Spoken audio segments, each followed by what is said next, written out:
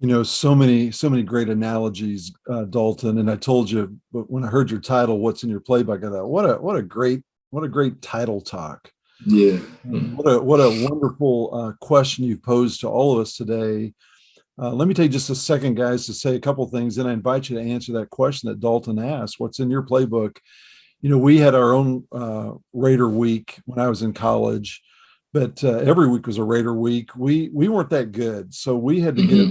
good of an edge as we could in our competition. So every Monday morning, we were required to show up at the football office before we had our 8 a.m. class or whatever it was, and we picked up a game week plan so we could compete on Saturday. And you were you had to check it off that you got your book, and inside were all the schemes of our opponent, their key players, things we were going to do, and we had to literally immerse ourselves into that book for that upcoming game. And on Thursday, we actually had a written exam that our coaches gave us, because they were going to trying to find out, did we studied the playbook for the week? Did we know the plan? And here's the reality, guys: if we did not score well on that written exam on Thursday, uh, our playing time was in jeopardy on Saturday. There was a serious shot that if you're even a starter and you didn't know what was going on for that week, guess what? You may not be playing that week. I mean, that was how our coaches used some serious accountability, because they knew if we were going to compete, if we're going to do well, we had to do everything we could to get ready for that week. So I really identified with what you shared, Dalton, on what that Raider week looked like for the Chiefs. And our book wasn't that big, but it was still we had to do everything we could. And then Andy generally put a great comment. I think Andy's still on the call on the chat line. And thank you, Andy, for that comment. And thank you, Steve White, for all the color commentary you gave today in the chat line as well. You picked up some great nuggets there. But Andy said something. He goes, the actual game day starts on Monday. And that's really when game day starts way before you actually step on the field with the 76,000 people in the stands. And you and I know, Dalton, if you're not ready on Monday, Tuesday, Wednesday, Thursday to get ready for the game, the results will show themselves up. Sunday reveals what game day really looked like earlier in the week. So what's in your playbook is such an important question, guys. And Dalton's given us, the value of a coach, the value of teammates, the value of just the word. I mean, there's so many entry points when you think about that question. So I pose that to you guys. What's in your playbook? What's that look like? And as I think about that answer myself, Dalton, you hit on one thing that's got to be in every guy's playbook. You got to have some love. Hmm. If love isn't part of the playbook, guess what? It ain't going to work. It ain't going to work. Ain't gonna work. Eric Bowles is a friend. You guys remember Eric from our TGIW calls. Eric played with the Jets, and he told me, he says, the secret sauce to every successful team is love. And if they don't love each other, guess what? It's not going to end well. And I remember asking this specific question. I said, how about the New England Patriots? I hate the Patriots. I mean, I despise them. What's their secret sauce? And he said, the secret sauce is there's an atmosphere of love that they have for one another that continues to elevate them to a level. And I thought, gosh, they even got that going for them. They got the love factor. Yeah. And the other thing is they don't veer off that playbook. They don't. It's because it's a system and it's in place. And by golly, you're going to go with that system. I don't care if you're Tom Brady, you're going with the system. And Belichick is the coach, and this is the way it's going to go. And they don't veer from it because it's successful. He has a playbook, and he has several Super Bowls that he got with that playbook and that system. Why is he going to change? And the same thing with the Bible ain't going to change. That's the playbook. It ain't going to change because it's successful. So and we need to get into it and start being successful through what's in there. Yeah. And that's awesome. It's an awesome feeling to know. But here again, we're man. And sometimes we get in that mode where we know better. I got a better plan, and I can do it this way. And so, but that's what happens. But eventually, you'll get back in that playbook. Yep. So, guys, Dalton and I have both spoken. How about you guys? What's in your playbook? What do you think about what he shared today? Somebody unmute yourself. I got a Saturday Zoom call, and if too much time goes by, I just pick someone. No, that sounds mean, but just beware. One of the things that came to my mind when you were talking about practicing and being ready before the game was an old quote. I don't know if anybody remembers the name Paderewski. It's a musician, and you probably heard the name and don't know what he said, but one of his famous quotes was, "If I miss one day of practice, other musicians can tell. If I miss 2 days of practice, the critics can tell. If I miss 3 days of practice, everybody listening can tell." And sometimes we don't think it's noticeable when we miss those days of practice, but somebody can tell. If it's just Christ that can tell, somebody can tell. So those days of practice are essential. I mean, I pray that a lot of times in my prayers, I'll ask God that even if I don't know what you want me to do, help me to do it instinctively from the things that you've already taught me. And really good athletes, they get to where they have worked to the point where their body has muscle reflex. And when they run that route, their foot knows when to hit the ground and pivot. When they see that lineman coming to tackle them, they know when to do that spin or when to plant that foot and change direction. It's more muscle reflex because they've done it so many times. And I think God wants us to get to that point where we don't have to think about how we're going to react to a situation. It's just a flow of the Spirit that causes us to make good decisions. None of us do it really well, and that's that forgiveness thing. But that's one of the things I pray for. I don't want to get out of practice, and I don't want to depend on my own last minute decision to make a good choice. Yeah, that's good. Also, when that big dude's coming at you, a little fear kicks in too. So well, that'll give you that adrenaline rush.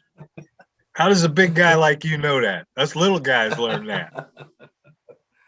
Oh man, yeah.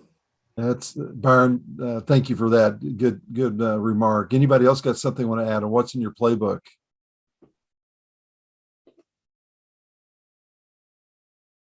Speak up, man. I'm starting to look right now. Start hitting this arrow.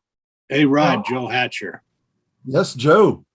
Yeah. Hey, I coached for a long time too. And, I was thinking about Monday mornings, and a lot of times you had to also base it what happened, came off of that Saturday or Sunday game and how physically you were beat up and who was going to get ready to play and whether you're going to coming off a win or a loss.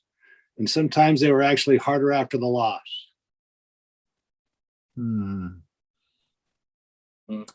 So it wasn't just it wasn't just going and getting a playbook. It was also healing from either coming off a big victory or coming off a big loss. And how do you react to those things and get back into the playbook and start focusing on the next week? And Joe knows, guys. Joe played quarterback out at K-State and back in the day, and he also has been a longtime coach. So, hey, good insight, Joe. Thank you for being on the call this morning. You bet. Ron, I think it's interesting because you can think you know what the playbook says. You're not really studying it. You think you know what it says. But if you think you know what it says, a lot of times that can actually cause more pain and more hurt because you don't know what it says. And you thought you were doing something right, but you were so far off base, it didn't fit into anything. But you didn't know that because you weren't studying it. Yeah, Steve, a big difference between thinking and knowing, right? Because when and I think that gets back to that muscle memory that Byron's talking about, because you almost become unconsciously conscious. You're just, how to respond the right way because you're so ingrained in what the word says, and you're not just doing it out of your own natural flesh. You're doing it out of of things that you've really, really developed because you've been in the word and you know the word. Right. It's good. Coach Weavengay, I know you got something to say because you're not a football guy, but you're a soccer guy, and you know exactly what Dalton's talking about today. Tell us. Well, first of all, it's great to see Dalton. Love seeing him. Love getting to hang out with him. Good morning to you, man. Hey, and Absolutely. it is called football somewhere else, though, right? No, you've hijacked my word. Let's be honest. American handball, Tom Brady does not kick the ball. I wish he would kick the ball. Yeah. So, no, what comes into my mind is something Rod just kind of mentioned is, something that we aspire to do in training is to tap into the player's unconsciousness. When you can get somebody into that unconsciousness, it's what we oftentimes will hear called the flow.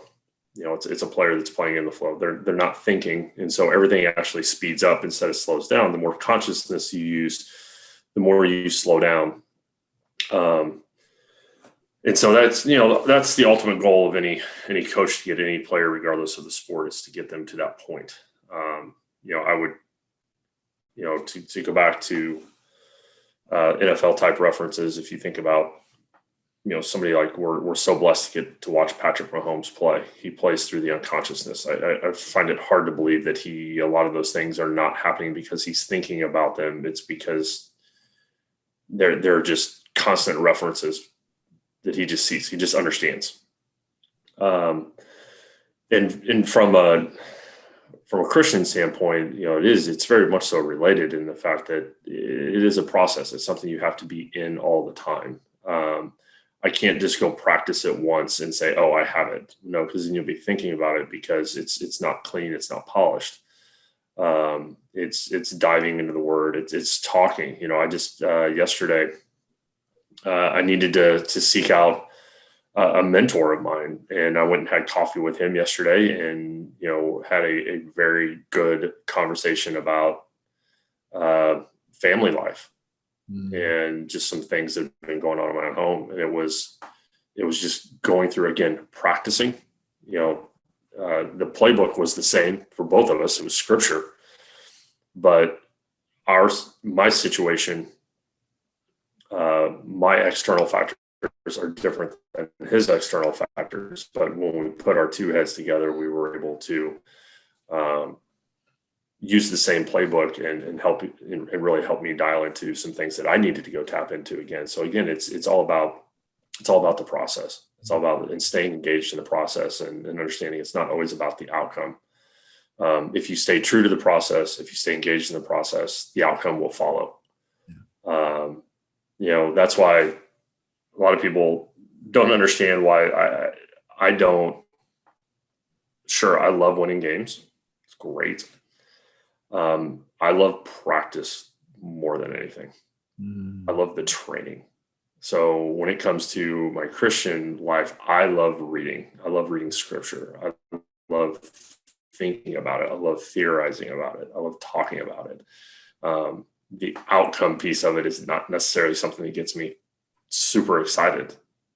I love the process. And that's where I really connect with what Dalton says, that weekly plan. I love preparing for the game. I love sitting and playing with the what ifs and that type of stuff and really learning and trying to win that chess match, I guess is the best way to put it. So It's cool, Dave. I knew you'd bring a nugget to us. Thank you for that. Thank you.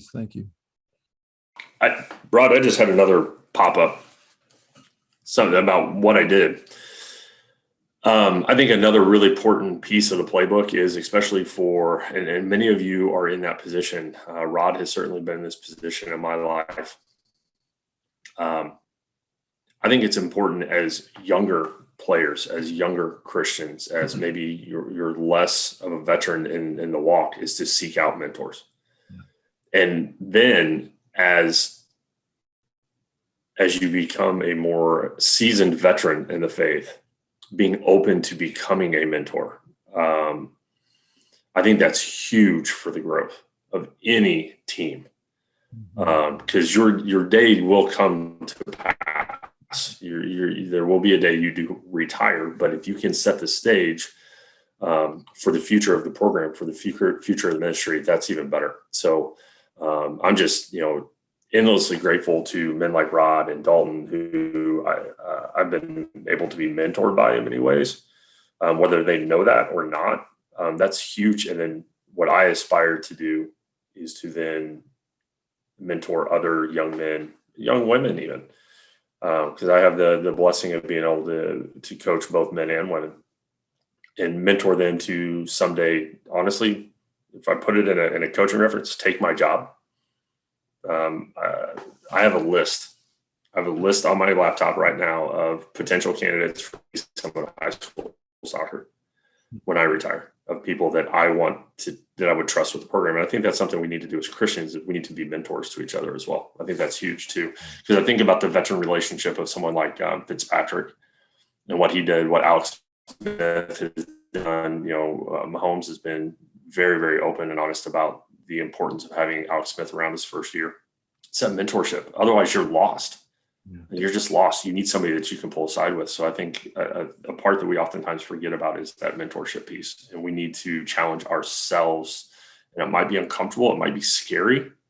One of the scariest things I ever did was I was asked to disciple a young man who was going through a very similar situation to what I went through about 15, 16 years ago.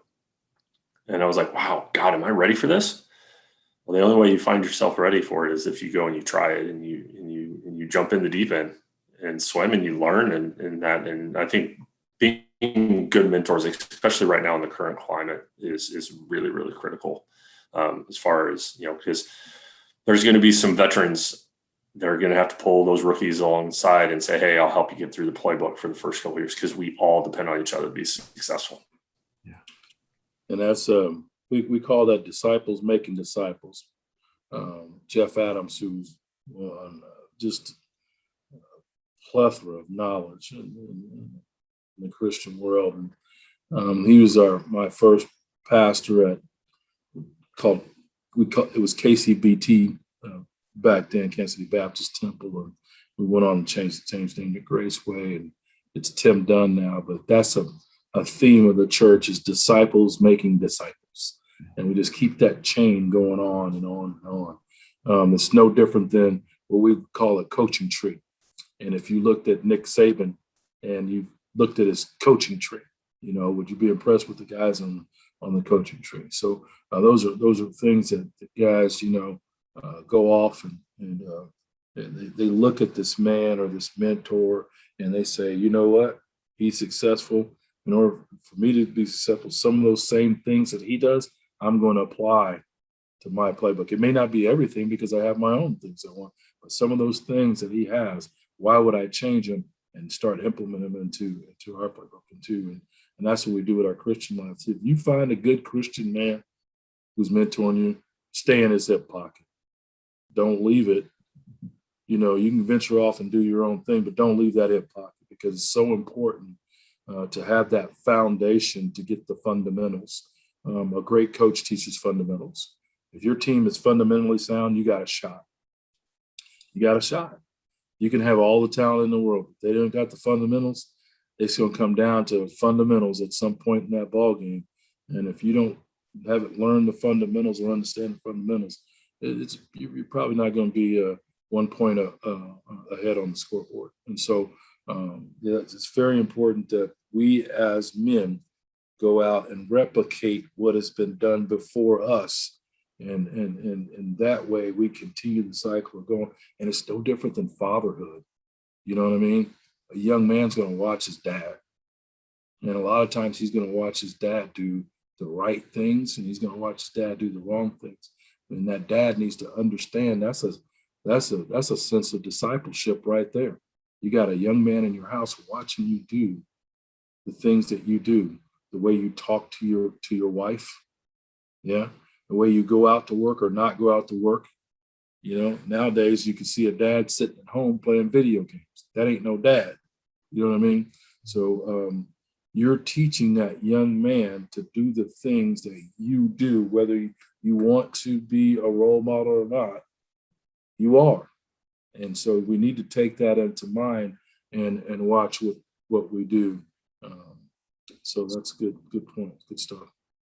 I'm reminded that, and you, Dave and Dalton, you guys know this, the fundamentally sound teams, the disciplined teams, the teams that stay in their lane, the teams that, have that kind of a mentality and saturated in love, many times they will beat a far more talented team. The other team may have more talent. But if they're undisciplined, if they don't have love, if they're just, haven't studied, I would much rather be part of a fundamentally sound team. And that's why the successful programs with successful coaches, really doesn't matter what the talent's all about. They're still going to figure out how to compete, how to win, how to do a great job, because they're doing those little things right. And that's what being in the playbook's all about, is creating disciplines and creating mentorship, creating love, creating an atmosphere of trust. That's what makes a team successful. And that's the beautiful thing you talked about, Dalton. Every person on that team has a role, a very important role. And when we fit into that spot that God has for us, man, we flourish, the team flourishes, the crowd's happy, the media is everybody wins in that environment. So it's that you just hit right on the nail on the head on that one. So anybody else got a thought for us? What's in your playbook? We got just a couple minutes here to go, and then we'll wrap up here. Just a heartfelt thank you from me. Yeah. Good to see your face this morning, Byron. Get to see it twice in a week, man, because it's Saturday. Just a beautiful thing. All right. Hey, gentlemen, we'll say goodbye to you. Thanks so much. And have a great rest of the week. Okay. Blessings.